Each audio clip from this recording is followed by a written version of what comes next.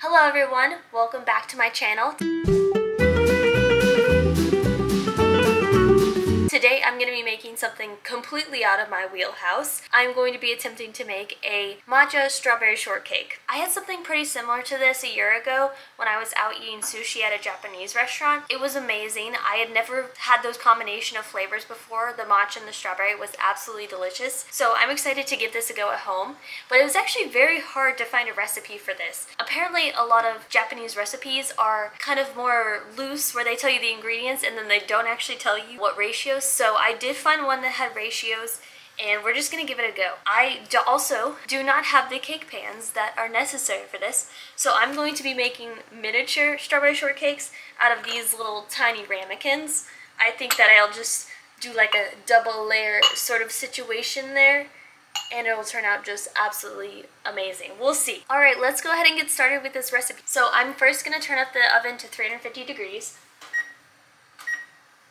Easy enough. The things that you are going to need for this are flour, sugar, baking powder, cornstarch, some butter, food grade matcha powder. I only have this matcha powder, and matcha, if you don't know, is incredibly expensive. So we're going to use this whether or not it is food grade. 1 egg. The recipe does come with instructions for how to make a frosting, but I think that is a little bit too much for me today. And I'm also not a huge fan of a really heavy frosting. I think that because it's going to be a strawberries and shortcake recipe, I would rather do something a little more whipped topping, that kind of thing. So here we go. Whipped cream and just a yummy old pack of strawberries. That is all you need for this recipe supposedly. And since I do not have the proper pans for this, I am going to be dividing the recipe in thirds, which I think will be a little sketchy because they don't typically make a third of a teaspoon little measuring cups, so we'll just give it our best go. It doesn't have to be exact.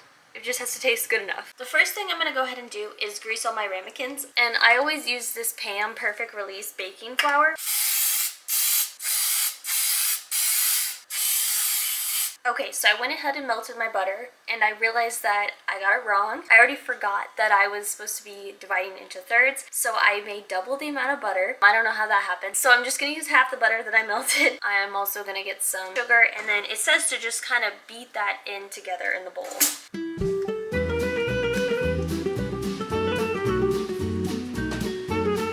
My other blender thing has decided to no longer be in commission, so I am down to one little blendy guy for the time being.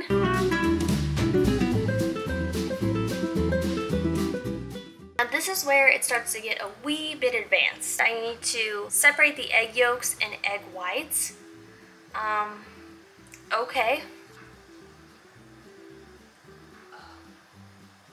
Did I do it? Okay, that was like really good. So you don't need the egg whites, I guess. You need the egg yolks, butter, and sugar. Then you just beat until combined. Let the beating begin.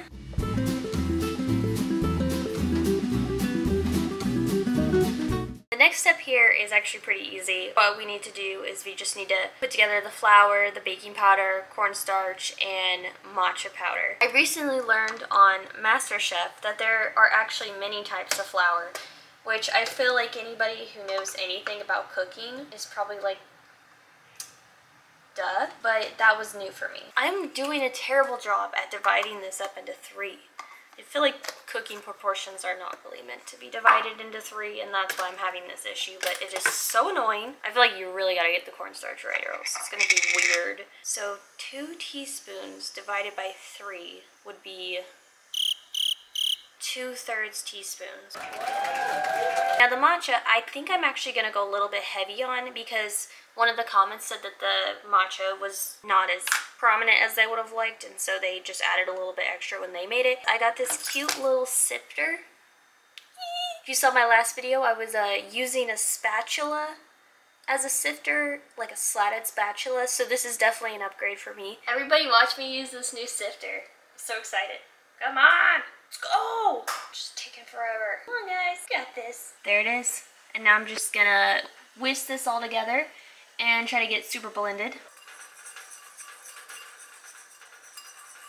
This step kind of cracks me up a little bit. It says slowly fold flour mixture into a bowl. And the only thing I can think about is Schitt's Creek on that episode where they make enchiladas. Just fold it in.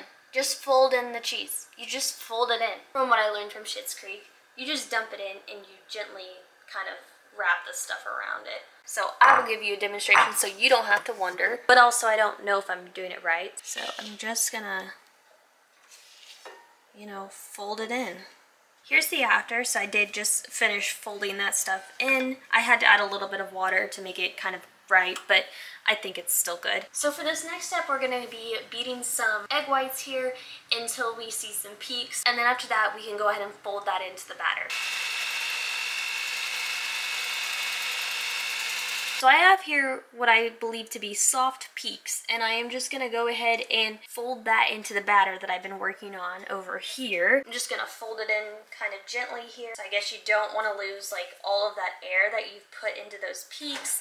That's what makes the batter so light. I can already tell that I'm not doing a good job of folding it in gently, so we might have some matcha hockey pucks on our hands. Something they'll say about whisking eggs to get those soft peaks is you really just have to keep going and going and until you think it'll never happen, and then all of a sudden it just, the peaks are there. Here's that final batter, and I have to say at the moment it looks a wee bit like a cow patty. I guess that's it. I think we can just go ahead and put it into our little ramekins now. Of course, with making completely the wrong pan size and everything, I do think that we are gonna have to do a little bit of a watch the entire time it cooks game, because 17 to 19 minutes for these guys is going to be way too long.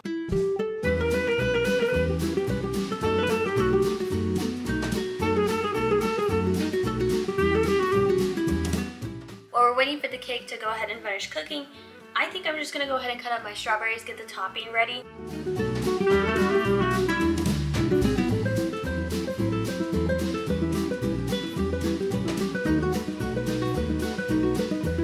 Okay, so it's been 23 minutes and they're starting to look like something. I have to say I probably am a little bit lower energy right now. I am so incredibly tired and I just want to go to bed. But this is my duty to finish this job.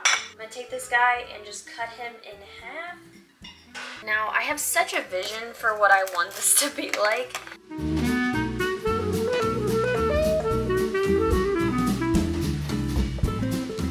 First off, it looks adorable. I don't know if it tastes good, but it looks great. I'm just gonna go ahead and put another layer of whipped cream here. Fresh strawberry drizzle. Stop. It looks so good. Okay, the lighting is truly terrible here, but moment of truth, we're gonna see how good this is. So there are some major construction issues. Just all fell apart.